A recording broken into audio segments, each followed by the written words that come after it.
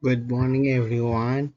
Welcome to our subject, HENTRE21, Entrepreneurship. I am your teacher, Francis Gumawa. Our topic for today is all about preparing, analyzing, and forecasting financial statements, quantifying the business plan. It is meant to translate the business plan into a numerical format composed of financial statements. These financial statements summarize what is going to happen to the business if plans are carried out well. Let us begin by assuming that an entrepreneur has set up a ABC corporation. What is corporation is all about? A corporation is separate, legal, personally created by law. It can actually own assets. It can owe money and repay that money. At the beginning, ABC Corporation has nothing. And of course, the agreement between the stockholders and ABC Corporation is this: all the profits and losses of ABC Corporation will go to the stockholders in exchange for the cash they have given. So the first transaction is giving of cash by an issuing of stocks to the stockholders. For example, this figure 7.1a, from the cash of the corporation, it may want to invest in land, building, machinery, equipment, furniture, fixtures, and vehicle. So when the goods are completed, they become the finished goods inventory. Meanwhile, the accountant will conduct account depreciation. They will assume that the building, machinery, equipment, furniture, pictures, and vehicles would last a certain number of years.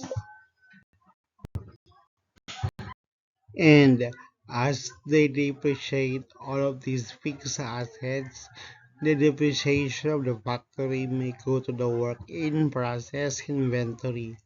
However, the depreciation of the head office and all the machinery and equipment at the head office will go directly to the operating expenses.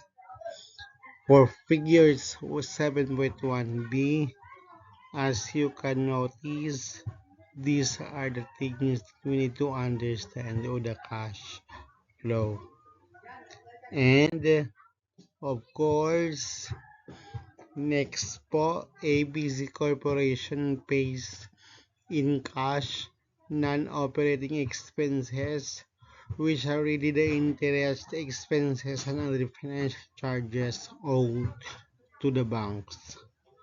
Next, ABC Corporation will have to pay cash to the government for taxes. Once the company sells the finished goods to the customer, they become cost of goods sold. In exchange, sales or revenues are gotten from the customers. And some customer will pay in cash, so the sales and revenues go back to the cash account. Some customer would want to avail of credit. Unpaid sales become accounts receivable. And when the customers finally pay, the amount of accounts receivables transforms back into cash. Just like, for example, the figure 7.1 letter D. And discerning for financial statements. What we have in figure 7.1D is called funds flow. The funds flow is the first financial statements that we have encountered. The second financial statement is on the right side of figure 7.1 in letter D. If you will notice, there are sales and an operating income, which actually enter back to the company. And there is a third financial statement that we can see from figure 7.1 letter D. That is the cash flow. Just focus the cash containers or circle. These are There are arrows pointing to the circle. There are cash flow. There are arrows emanating out of the cash circle. These are the cash outflows. So table 71 balance sheet. All three financial statements are flows. There is the overall fund flows, which are the flows of funds coming in and out of these circles. So the liabilities and the assets. Constructing financial statements. We have already noted from figure 7.1 letter D that funds migrate from one container to another. For example, from the supplier's credit container, we get raw materials. From the raw materials, we will convert them into work in process. From the work in process, we can convert them into finished goods. From finished goods, they come back in the form of cash. So from the cash, ABC Corporation may decide to use it for paying suppliers and the banks. Notice that there is a sourcing of funds from one container and there is a usage of or application of funds for next container. The sourcing and usage or application of funds is the financial transaction. So figure 7.2 letter A, we have the loan, the cash, and inventory. So if we put the infusion of funds into a container on the left side of the container, and we put the extraction of funds out of the same container on the right side of that container, we can construct the famous T account of the accountant. So figure 7.2 letter B, liabilities and the asset. 7.2 letter C, to summarize, all increases in liabilities and decreases in asset are sources of funds. And then, analyzing financial statements. Financial statements are nothing but abstraction of all the business transactions going on in an enterprise.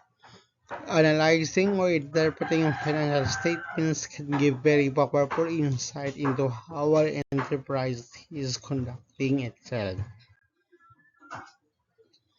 So one of the most easily understood financial statement is the income statement, also called the profit and loss statement. Income statement analysis. The top line of the income statement is sales. One can compare the sales figures of an enterprise over the years to see whether it is growing or not. This comparative analysis over several years is called a time series analysis or a horizontal analysis. Figure 7.4, time series or horizontal analysis. This is the example. So below, the gross profit is the line up of operating expenses, also known as selling, general, and administrative expenses. The typical operating expense accounts are as follows: salaries and wages, sales commissions, and the like. Balance sheet analysis.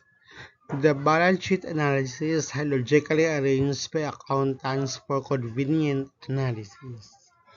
Looking all the assets aside, the different accounts are presented according to the relative liquidity or convertibility to cash. Of course, the number one item is called cash itself. This is followed by marketable securities. If there's any like bonds, money market placements, corporate shares can be easily sold in the stock market. The liabilities side is also presented by the accountant in a similar manner. The first group of liabilities, therefore, is composed of current liabilities. These are financial obligations that must be paid within 1 year. The second group of liabilities is long-term debts or note payable. They are payable after 1 year. The third group of liabilities is composed of owners or stockholders' equity.